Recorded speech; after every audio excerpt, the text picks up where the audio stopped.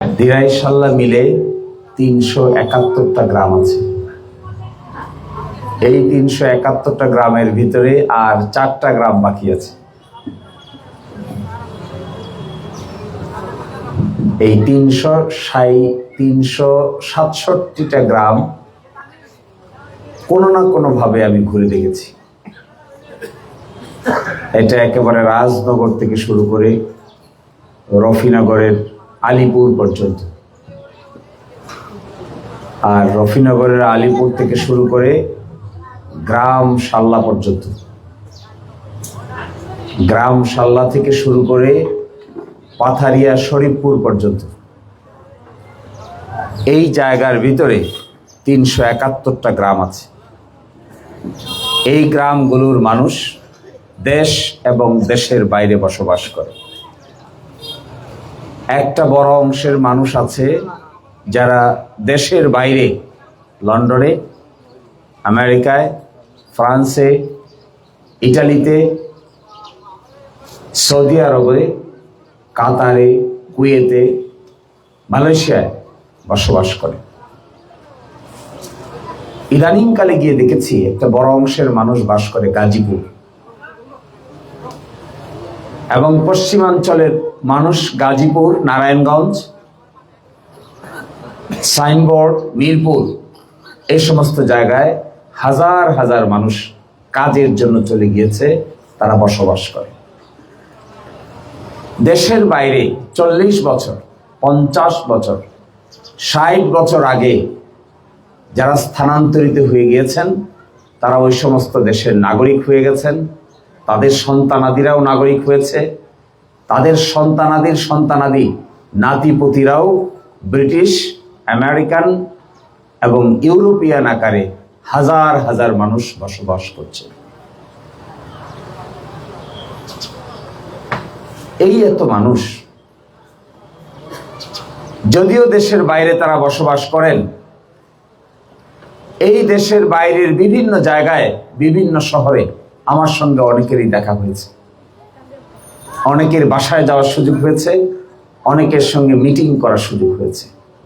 তারা সকলেই এক বাক্যে দেখেন, এক বাক্যে স্বীকার করেন যে আমরা বিদেশে থাকি, আমরা উন্নত জীবনযাপন করি, কিন্তু আমার গ্রামের মানুষ, আমার আত্মীয় স্বজন, আমার বাড়ি, আমার ঘর, আমার রাস্তাঘাট, আমার স্কুল কলেজ, আমার মসজিদ মাদ্রাসা, আমার মন্দির প্যাগোডা, এগুলো আমরা বিদেশে থেকে যে সুযোগ সুবিধা ভোগ করি, আমার গ্রামের মানুষ, আমার আত্মীয় স্বজন এই সুযোগ সুবিধা ভোগ করতে পারে না।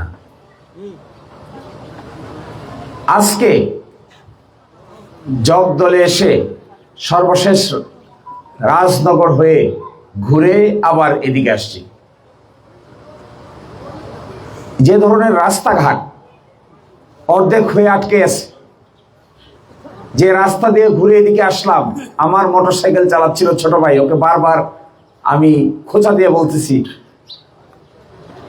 যে একই কারবার, একই কারবার, একই কারবার। যে রাস্তা দিয়ে আসলাম, শক্তিশালীভাবে এই রাস্তাকে যদি শক্তিশালীভাবে কেউ ধরে, কেউ মনে করে এই রাস্তাটাকে সঠিকভাবে স্বল্প সময়ের ব্যবধানে ব্যবহার উপযোগী করে সারা বছরের স্কুল ছাত্র ছাত্রীরা হেঁটে আসছে, আমি দেখলাম রাস্তা দিয়ে ছাত্রীরা হেঁটে আসছে। আমি বারবার জিজ্ঞাসা করছি তাকে এরা কোথায় যায়, বলছি তাদের এখান থেকে হেঁটে কালদর পর্যন্ত নাকি হেঁটে যেতে হবে। অথচ আমি মনে করি এই রাস্তাটার পিছনে ৬ মাস কাজ করলে, ৬ মাস যদি কোনো শক্তিশালী নেতৃত্ব এই রাস্তাটাকে একটা কাজ হিসেবে নিয়ে চেষ্টা করে, ৬ মাস সময়ের ভিতরে এই রাস্তার একটা স্থায়ী সমাধান করে ফেলা সম্ভব। কিন্তু আমরা করতে পারি না কেন? এটাই আমার কাছে সবচাইতে রহস্যজনক। কেন করতে পারি না জানি না, নাকি জেনেও না জানার ভান করি, নাকি আসলে বুঝি না, নাকি ক্ষমতায় ধরে না, নাকি কথা বেশি বলতে চাই, কাজ কম করতে চাই। কারণ কি? এইটাই আমি খুঁজে পাই না। এই ১.৫ বছরে 371 গ্রামের মধ্যে 367 গ্রাম ঘুরে আমার কাছে মনে হয়েছে যদি সিনসিয়ারলি কষ্ট করে পরিশ্রম করে এই গ্রামগুলোর পিছনে সময় দেওয়া যায়, এই যেতগুলো সমস্যা আছে এগুলোকে তালিকা করা যায়, একটার পর একটা কাগজ কলম নিয়ে বসা যায়, আর সরকারকে বোঝানোর জন্য শক্তিশালী নেতৃত্ব প্রতিষ্ঠা করা যায়, তাহলে বড় সমস্যাগুলো আমরা চাইলে অল্প সময়ের ভিতরেই সমাধান করে ফেলতে পারি।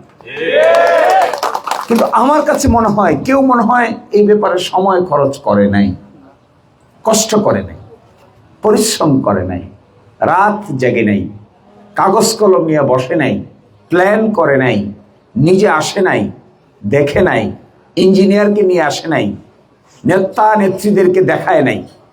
এই যে একটা অস্বাভাবিক চিত্র দেখা যায়, সকালবেলা আসার সময় এই দল রোডে আসছি, মোটরসাইকেল কিছু দূর যাওয়ার পরে আমার কাছে মনে হয় এই বুঝি মোটরসাইকেলের চাক্কার পাম্প গেল।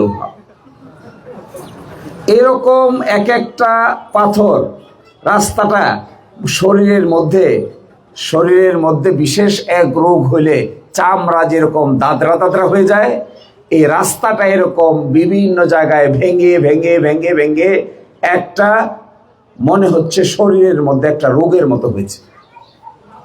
আমি ওখান থেকে দাঁড়াই একজন অফিসারকে কল দিলাম যে আপনারা এই রাস্তাটা 6 মাস পানির নিচে থাকার পরে যখন ভাসবে তখন কি মাথায় আসে না যে এটার মধ্যে ক্ষতি হবে, ক্ষতি হইলে পরে এটাকে রিপেয়ার করতে হবে?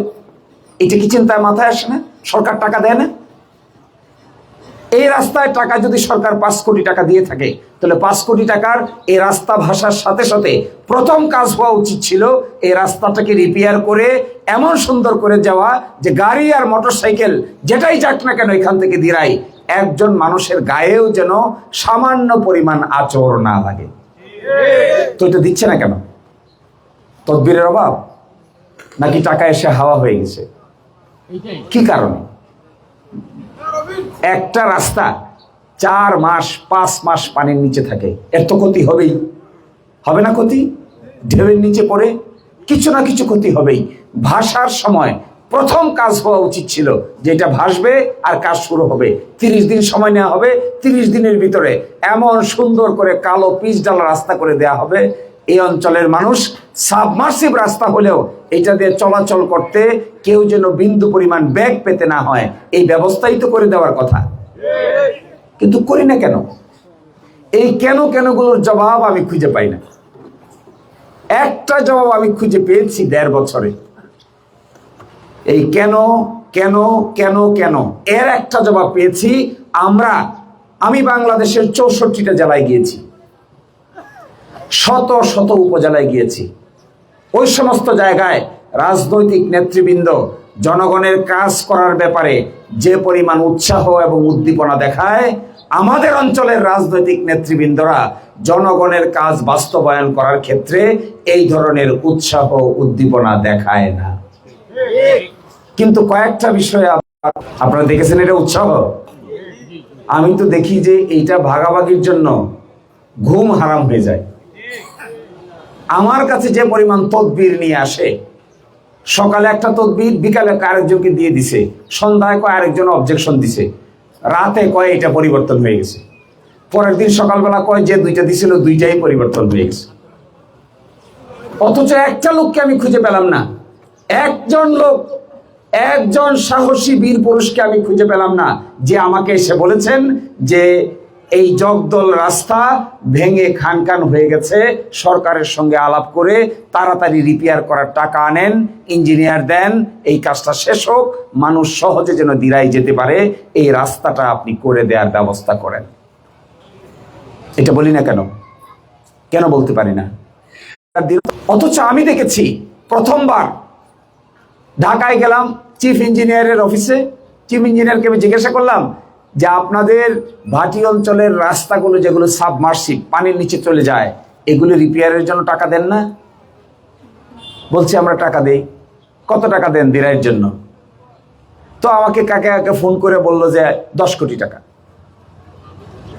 তো 10 কোটি টাকা যদি দিরাইয়ের এই রাস্তাগুলোকে রিপেয়ার করার জন্য দেয়া হয়ে থাকে, তাহলে আপনারা এই 10 কোটি টাকার কাজ বাস্তবে রিপেয়ার করেছে এরকম কিছু দেখতে পেয়েছেন? তো কই গেল এই টাকা? কোথায় গেল সেই টাকা? এই জন্য আমি মনে করি আমাদের এই ভাটি অঞ্চলকে পরিবর্তন করতে গেলে এইটা সবচাইতে কঠিন কাজ। ভাটি অঞ্চলের মানুষের জীবনের মধ্যে পরিবর্তনের সূচনা করতে গেলে সর্বাগ্রে যে কাজ করতে হবে, দুর্নীতির বিরুদ্ধে একটা চিরস্থায়ী সমাধান বের করতে হবে। এই চিরস্থায়ী সমাধান কিভাবে বের করব? এই চিরস্থায়ী সমাধান বের করতে গেলে অফিস, আদালত, প্রজেক্ট সবগুলোকে অনলাইন ভিত্তিক করে টাকা পয়সার ডিসবার্সমেন্ট এমন করে সিস্টেম ডেভেলপ করতে হবে যে সিস্টেমে প্রত্যেক মানুষ তার ঘরে বসে থেকে দিরাই সাল্লার সরকারি টাকার হিসাব দেখতে পাবে। এই সরকারি টাকার হিসাব আপনি মোবাইলে কি দেখেন? ফেসবুক দেখেন। কোথায়? মোবাইলে তো এমপি সাহেবের বরাদ্দ দেখতে পান না। পান? এমপি সাহেব কয় টাকা পেয়েছে দেখেছেন কোনোদিন? উপজেলা চেয়ারম্যান কয় টাকা কোন রাস্তার জন্য বরাদ্দ পেয়েছেন কোনোদিন? তো পান না কেন? ফেসবুক দেখতে পান, মোবাইলে ইউটিউব দেখতে পান, মোবাইলে নাটক, কবিতা, গল্প, গান দেখতে পান, মোবাইলে এমপি সাহেবের অর্থনৈতিক কেলেঙ্কারির কথা শুনতে পান না কেন? আমি আপনাদেরকে বলে দিয়ে যাচ্ছি, সত্যিকার অর্থে আপনাদের অংশগ্রহণে আমরা যদি এখানে ব্যতিক্রম কোনো ঘটনা ঘটাতে পারি, আমি ব্যক্তিগতভাবে চেষ্টা করব এমপি সাহেব কয় টাকা বরাদ্দ পেয়েছেন, এই বরাদ্দের টাকা কোথায় গিয়েছে, এই বরাদ্দর টাকা যাওয়ার পরে প্রকৃত অর্থে কার্যকর হয়েছে কিনা দিরাই সাল্লার প্রতিটা জনগণ প্রত্যেকটা টাকার হিসাব জানতে পারবে। আপনারা আমাকে এই সুযোগটা করে দেন, নতুন রাজনীতি করার সুযোগ করে দেন। আপনারা যদি নতুন রাজনীতি করার সুযোগ করে না দেন, তাহলে আমি ইচ্ছা করলে ব্যক্তিগতভাবে করতে পারবো না।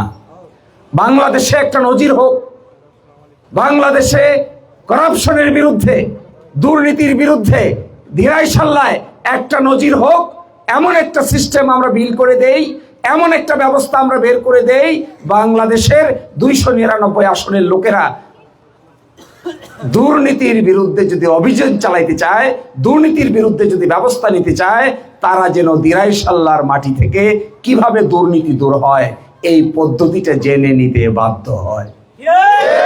এই কাজটা করার জন্য আমার একটু সরকারি সহযোগিতা দরকার। ব্যক্তিগতভাবে চাইলেও আমি কিছু করতে পারবো, কিছু যে করতে পারবো না তা না, কিন্তু A to Z করতে পারবো না। কিছু করতে পারবো ব্যক্তিগতভাবে, অফিস, আদালত, সরকার, সরকারি টাকা কোন দিকে আসছে, কোন দিকে যাচ্ছে, আমি চাইলে কোর্ট কাচারির মাধ্যমে একটা না একটা ব্যবস্থা গড়ে তুলতে পারবো। কিন্তু এটা যথেষ্ট হবে না যদি সরকারি সিস্টেমে আমার হস্তক্ষেপ না থাকে, সরকারি সিস্টেমে আমি কথা বলতে না পারি, সরকারি সিস্টেমে আমি কলম চালাইতে না পারি, সরকারি সিস্টেমে সিদ্ধান্ত নিতে না পারি, তাহলে এই দুর্নীতি রন্ধ্রে রন্ধ্রে যেভাবে ঢুকেছে এটা পরিপূর্ণভাবে সমাধান করতে পারবো না। আপনারা, আমরা ভাটি অঞ্চলের নিপীড়িত মানুষ সবাই, আমাদের কারোরই রাস্তাঘাট নাই, আমাদের কারোরই বর্ষার সিজনে বাড়ির পাশে পানি থই থই করে, থই থই, হাঁস যেমন থই থই করে, পানি আমাদের বাড়ির পাশে ঢেউয়ের মতো থই থই থই থই করে। নৌকা ছাড়া আমাদের ডানে বামে যাওয়ার কোনো উপায় নাই। আমাদের জীবনের অংশ নৌকা, আমাদের জীবনের অংশ ধান ক্ষেত, আমাদের জীবনের অংশ বিল, আমাদের জীবনের অংশ ক্ষেতের আইল, আমাদের জীবনের অংশ ধান মাড়াই করা, ধান কাটা, বৈশাখের পানি এবং জ্যৈষ্ঠ মাসের থই থই অবস্থা আমাদের জীবনের অংশ হয়ে গেছে। এই জীবনের মধ্যে আমি আপনাদেরকে একটা প্রতিশ্রুতি দিয়ে চলে যাব, এই জীবনের মধ্যে কেউই বেঁচে থাকবে না, আমরা কেউ বেশি দিন বেঁচে থাকবো না, সকলেই পৃথিবী ছেড়ে চলে যেতে হবে। আমাদের কর্মটা থেকে যাবে, আমাদের চিন্তাটা থেকে যাবে, আমরা কি কাজ করেছি মানুষের জন্য এটি থেকে যাবে বছরের পর বছর, যুগের পর যুগ। একটা কথা বলবো, যদি সত্যিকার অর্থে আপনারা আমরা মিলে একটা জায়গায় দাঁড়িয়ে দিরাই সাল্লায় নতুন রাজনৈতিক ব্যবস্থা গড়ে তুলতে পারি, দিরাই সাল্লায় দুর্নীতি দূর করে বাংলাদেশে একটা মডেল সংসদীয় আসন তৈরি করা যায়, তাহলে আমার বিবেচনায় আমরা কেউই দুনিয়াতে থাকবো না, শেষ পর্যন্ত সকলেই লাশ আকারে কবরের দিকে রওনা দিব, আর না হলে চিতায় আমাদেরকে কাষ্ট করা হবে। কিন্তু যদি একটা কাজ করে দেওয়া যায় যেখানে বাংলাদেশে পরিবর্তনের সূচনা হবে, তাহলে দিরাই সাল্লার মানুষকে সারা বাংলাদেশের মানুষ 100 বছর নিজের স্মৃতিতে রেখে দিবে। এই স্মৃতিতে রাখার জন্য একটা কাজ করি। ছোট কাজ করা আমার ভালো লাগে না। গ্রামে গেলে মানুষ বলে কি জানেন, আমার কালভার্ট নাই, একজন বলে আমার মসজিদ আছে ওযুখানা নাই, একজন বলে আমার কবরস্থান আছে গাইড ওয়াল নাই, একজন বলে আমার মন্দির আছে কিন্তু ছায়া মন্দির নাই, একজন বলে আমার কবরস্থান আছে কিন্তু কবরস্থানটাকে আবুরা বানাইতে হবে, একজন বলে শ্মশান ঘাট আছে কিন্তু শ্মশান ঘাটটা পানির নিচে চলে যায় আষাঢ় মাসে, আপনি এগুলোর ব্যবস্থা করে দেন। তখন আমি মনে মনে হাসি, একা একা হাসি, সামনে তো হাসা যায় না, বলবে বেচারা ইলেকশনে দাঁড়াইছে আবার হাসে, কিন্তু আমি একা একা হাসি। আরে মানুষ চায় কি? মানুষ কি বলে? মানুষ বলে মসজিদের ওযুখানার কথা, মানুষ বলে মন্দিরে ছায়া মন্দিরের কথা, মানুষ বলে কবরস্থানের ব্যারিকেডের কথা, শ্মশান ঘাটের আবরা করার কথা। কেউ একটা লোক এসে বলে না যে এই যে হাজার হাজার লোক বেকার আছে, এই যে হাজার হাজার লোক বেকারত্বের অভিশাপে ভুগছে, কেউ এসে বলে না কিভাবে বেকারদের জীবনের সমস্যার সমাধান করা যাবে, চলেন আমরা এটা নিয়ে কাজ করি। কেউই কথা বলে না। কেউ একটা লোক এসে বলে না আচ্ছা বলেন, এই যে বছরের 6 মাস পানির নিচে আমরা থাকি আর 6 মাস পানির উপরে থাকি, কি করে কি ব্যবস্থা করা যায় যেখানে বছরে 12 মাস আমরা গাড়ি দিয়ে যাতায়াত করতে পারি, কি ব্যবস্থা বের করা যায়, চলেন চিন্তা করি। কেউ এসে বলে না বাজারগুলোতে কি করে স্বাস্থ্যসেবা গড়ে তোলা যায়, চলেন আমরা বসে আলোচনা করি। কেউ বলে না। আশ্চর্য হই আমি, একা একা ভাবি, অনেক সময় রাতে এই চিন্তা আসে মাথায়। একজন লোক এই কথা বলে না যে আমাদের এই ভাটি বাংলার অবহেলিত মানুষের শিশুদের লেখাপড়ার কি হবে। একজন লোক এসে বলে না এই অবহেলিত অঞ্চলের দুর্নীতি থেকে মুক্তি পাওয়ার জন্য কি ব্যবস্থা করা যায়, চলেন আমরা বসে চিন্তা করি। কেউ এসে বলে না এই হাওর বাওর নদী নালাগুলো কিভাবে খনন করা যায়, চলেন আমরা সবাই মিশে আলোচনা করি। অর্থাৎ এই বড় কাজগুলো করার জন্য যে বড় মানসিকতা আর বড় নেতৃত্ব প্রয়োজন, আমরা সেটাকে বাদ দিয়ে কালভার্ট আর অজুখানার পিছনেই সময় ব্যয় করে দিচ্ছি।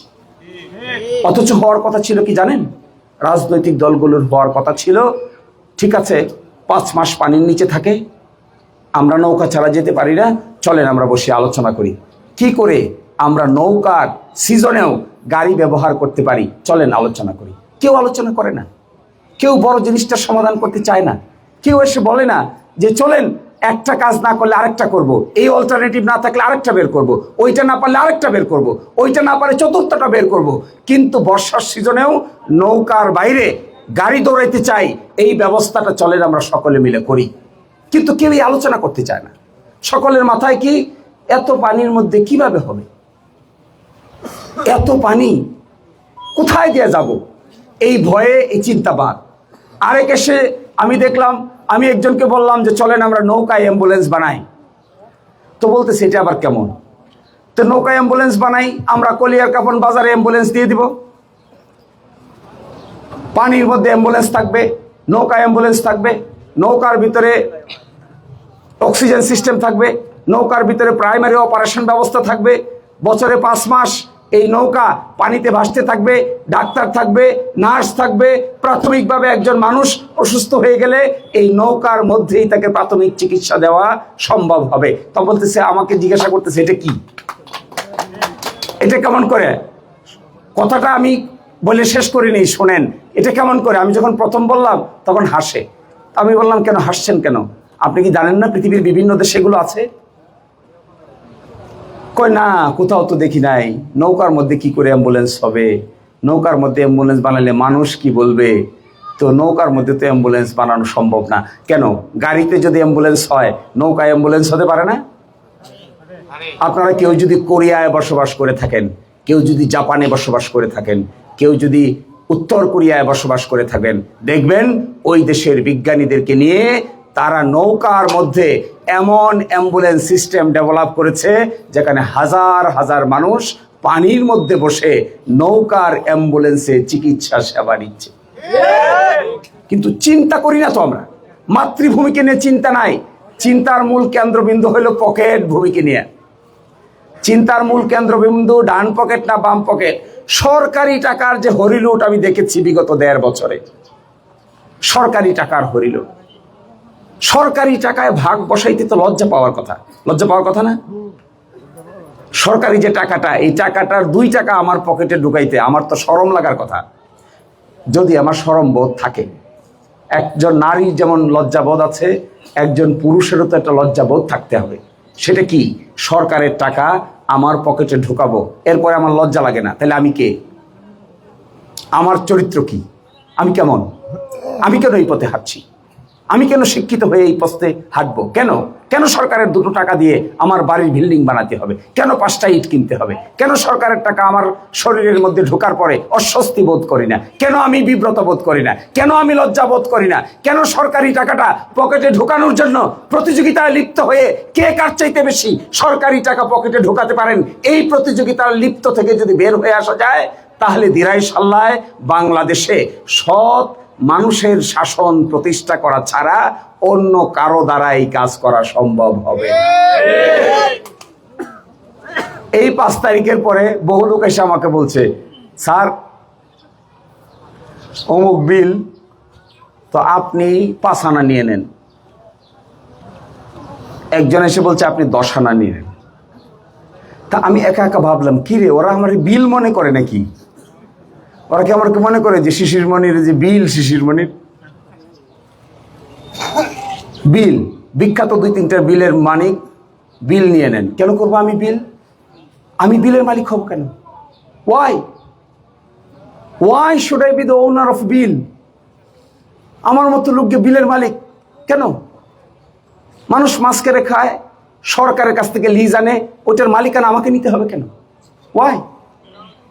আমি দেখেছি নেতারা এই সংক্ষিপ্ত লোভের উপরে যদি উঠতে পারে, এই বিল বাদল সরকারি জমি এবং খাস জমির মালিকানা থেকে নিজের মাথাটাকে যদি উঁচু করে দাঁড় করাতে পারে, তাহলে দিরাই সাল্লার দুর্নীতির বড় একটা অংশ অটোমেটিক সমাধান করে ফেলা সম্ভব। কিন্তু এটা পারে না। একদিন আমি খুব অবাক হলাম, এক মিটিংয়ে কড়া আলোচনা দুর্নীতির বিরুদ্ধে। মিটিং শেষ হয় নাই, পরের দিন আবার মিটিং শুরু হয়েছে। এইবার আগের দিন যিনি কড়া আলোচনা করেছেন, এবার উনি কোনো আলোচনা করে না। তা আমি একটু চিন্তিত হয়ে গেলাম, কি রে, লোকটা এত কড়া গতকালকে, আজকে দেখি একইভাবে একেবারে মরা। তা কালকে যে ছিল এত কড়া, আজকে কেন এত মরা? তো রহস্যজনক মনে হয় আমার কাছে। তারপরে খুঁজতে খুঁজতে পাইলাম, রাতের বেলা এত কড়া বক্তব্য দেওয়ার অর্থ ছিল কেউ না কেউ যেন তার সাথে রাতের বেলা যোগাযোগ করে। সত্যিকার অর্থে রাতের বেলা কেউ না কেউ যোগাযোগ করেছে। এই যোগাযোগের ফলে তিনি সন্তুষ্ট হয়ে গেছেন। সন্তুষ্ট হয়ে যাওয়ার পরে পরের দিনের মিটিংয়ে আর আগের মতো গলা আর উঁচু নাই, যত কড়া ছিল পরের দিন সকালবেলা একেবারে এইভাবেই ধরা হয়ে গেছে। এর মানে কি? রাতের বেলা পকেট মোটা হয়ে গেছে, তাই তো? আচ্ছা বলেন, একটা রাজনৈতিক দল, কোন একটা রাজনৈতিক দলের নেতা আমিও যদি হই, আমিও যদি গোপনে গোপনে করাপশনের সঙ্গে জড়িত থাকি, সম্পদ ভাগাভাগির সঙ্গে জড়িত থাকি, মানুষের বিল বাদলাদের সঙ্গে জড়িত থাকি, আমি যদি পিআইসির ভাগাভাগির সঙ্গে জড়িত হয়ে যাই, আমি যদি সত্যিকার একটা প্রজেক্টের 10% টাকার মালিক হয়ে নিজে সুন্দর পাঞ্জাবি পাজামা পরে সন্তানাদিকে মানুষ করতে চাই, আমার পরিবারের খরচ বহন করতে চাই, আমি বিল্ডিং বানাইতে চাই, আমি অট্টালিকায় বসবাস করতে চাই, আমি যদি উন্নত জীবনযাপন করতে চাই সরকারি টাকার ভাগাভাগি নিয়ে, আমার পক্ষে কোনোদিন দুর্নীতির বিরুদ্ধে পদক্ষেপ নেওয়া সম্ভব হবে না। দুর্নীতির বিরুদ্ধে পদক্ষেপ নিতে গেলে স্বাধীন থাকতে হবে। স্বাধীন, পরাধীনতার শৃঙ্খলে আবদ্ধ লোকেরা দুর্নীতির বিরুদ্ধে সংগ্রাম করতে পারে না। দুর্নীতির বিরুদ্ধে সংগ্রাম করতে গেলে নিজেকে স্বার্থের ঊর্ধ্বে উঠতে হয়। এই স্বার্থের ঊর্ধ্বে উঠতে না পারলে আমরা আমাদের ভাটি অঞ্চলকে সাজাইতে পারবো না। আমি হিসেব করে দেখেছি, আমি ইঞ্জিনিয়ারদের এস্টিমেট করে দেখেছি, অন্তত 3-4 হাজার কোটি টাকার কাজের প্রয়োজন আছে দিরাই এবং সাল্লা মিলে। সত্যিকার অর্থে যদি চেঞ্জ করতে হয়, কেউ পরিবর্তন করতে হয়, এই পরিবর্তন স্কুলে হবে, এই পরিবর্তন মাদ্রাসায় হবে, এই পরিবর্তন গির্জায় হবে, এই পরিবর্তন মন্দিরে হবে, এই পরিবর্তন মসজিদে হবে, এই পরিবর্তন কবরস্থানে হবে, এই পরিবর্তন শ্মশান ঘাটে হবে, এই পরিবর্তন রাস্তাঘাটে হবে, এই পরিবর্তন স্বাস্থ্য ব্যবস্থায় হবে, এই পরিবর্তন নদী নালা খাল খননের মধ্যে হবে, এই পরিবর্তন পরিবেশ ঠিক করতে হবে। এই 2 থেকে 3 হাজার কোটি টাকা সত্যিকার অর্থে এই দিরাইয়ে এনে সাল্লায় এনে যদি খরচ করতে হয়, আমরা যদি শক্তিশালী নেতৃত্ব প্রতিষ্ঠা করতে না পারি, তাহলে আমাদের স্বপ্নই থেকে যাবে, কোনো দিনেই বাস্তবে রূপান্তর করা সম্ভব হবে না। আমি আপনাদেরকে অত্যন্ত কঠিন কথা বলে দিয়ে গেলাম। স্বপ্ন তো দেখতেই পারবেন, বাস্তবায়নই সমস্যা।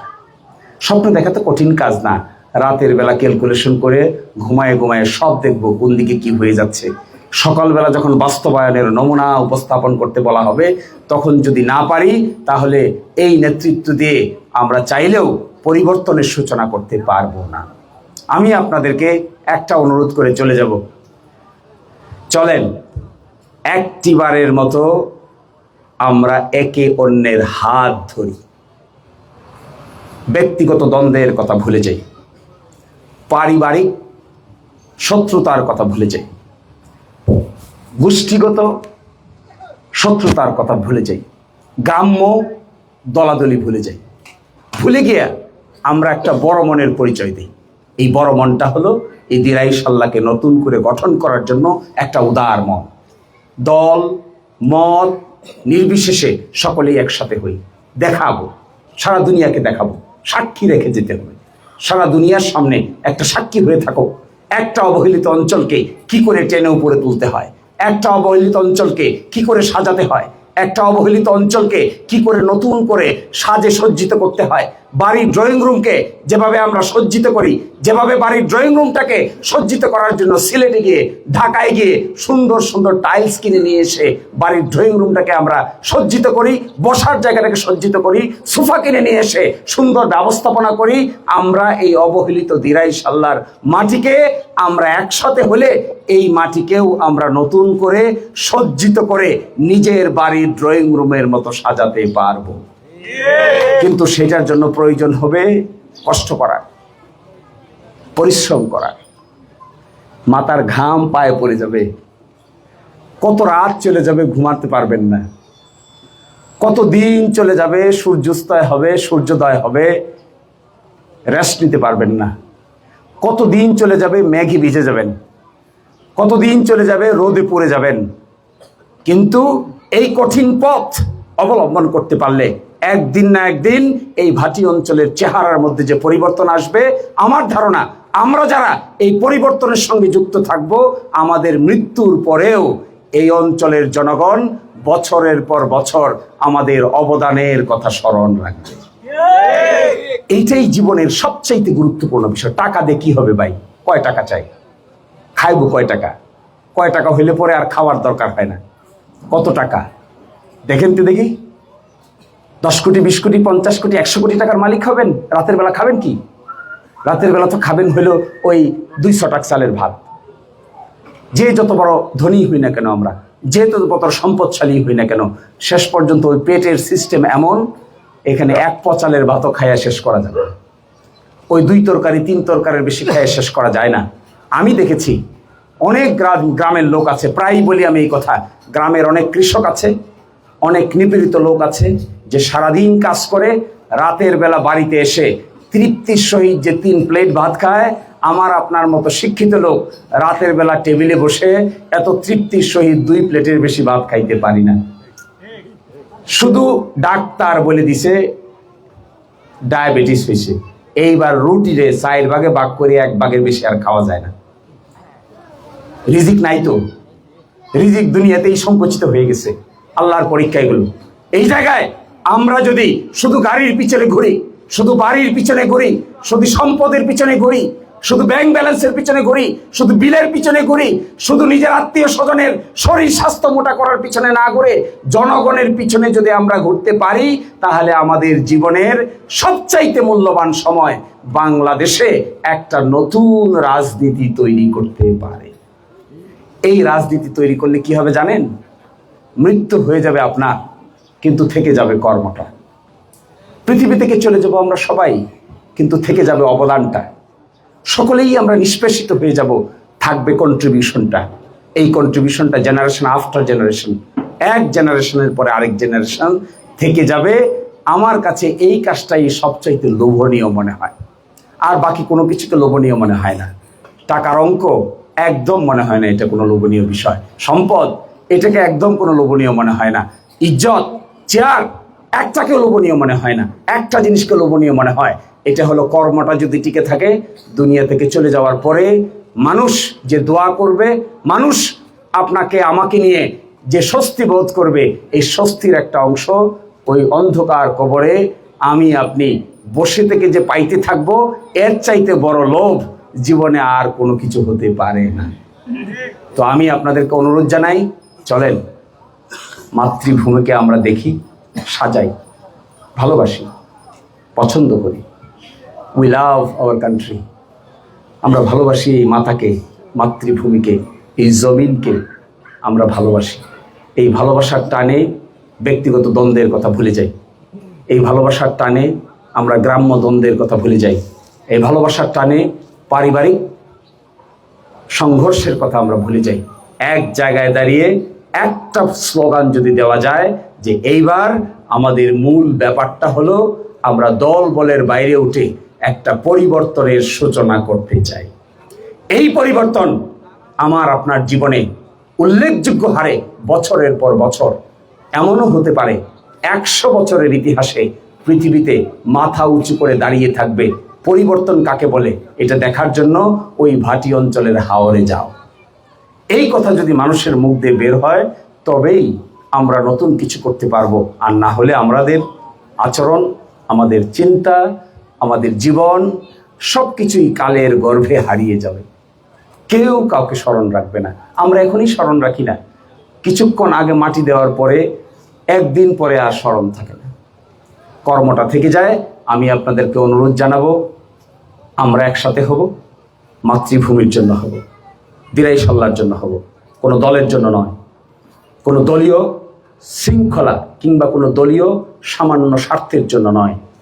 আমরা একসাথে হব এই দিরাই সাল্লার মাটিতে পরিবর্তন আনার জন্য হব। আমরা একসাথে হব এই দিরাই সাল্লার মাটিকে নতুন সাজে সজ্জিত করার জন্য হব। আমরা একসাথে হব দিরাই সাল্লার মাটিকে নতুন করে আবিষ্কার করার জন্য হব। আমরা একসাথে হব বৃদ্ধ, যুবক সকলে একসাথে হব, ধর্ম বর্ণ নির্বিশেষে একসাথে হব, হিন্দু মুসলিম একসাথে হব, শুধুমাত্র মাতৃভূমির জমিনটাকে একসাথে সাজানোর জন্য হব।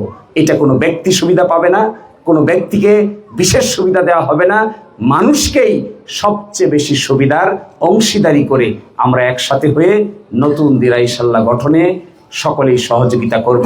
এই প্রত্যাশা রেখে সকলকে অসংখ্য ধন্যবাদ জানিয়ে আজকের মতো এখানেই বিদায় নিচ্ছি। আল্লাহ হাফেজ, আসসালামু আলাইকুম।